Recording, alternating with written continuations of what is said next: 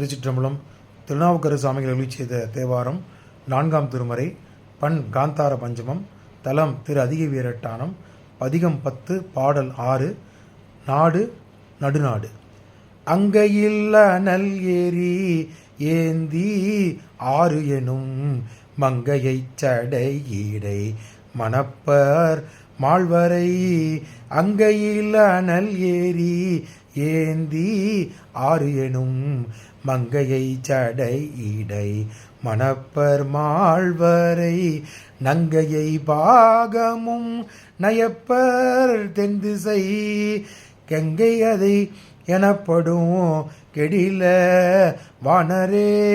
நங்கையை பாகமும் நயப்பர் தென்திசை கங்கையை அது எனப்படும் கெடில வானரே.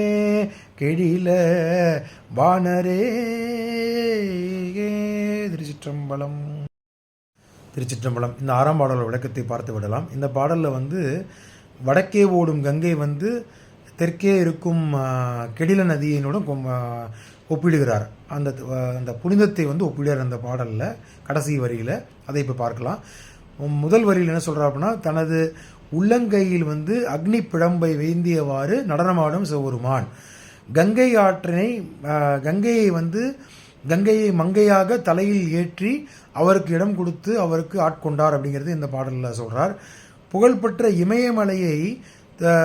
இமயமலையில் இருக்கும் இமயமலையை தோன்றி பார்வதி தேவியை தனது உடலில் இடமாக வைத்து விருப்பத்துடன் வைத்து மகிழ்ந்து இருப்பவர் சிவபெருமான் சொல்கிறார்.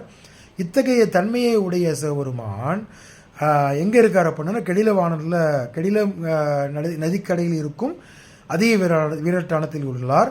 அந்த கெடில நதியானது கங்கை என்று அழைக்கப்படும் கங்கையை கெடில நதியோடு ஒப்பிட்டு இந்த தலத்தில் தெற்கே பாய்கிறது அப்படிங்கிற சொல்லி வழிபடுவார்கள்.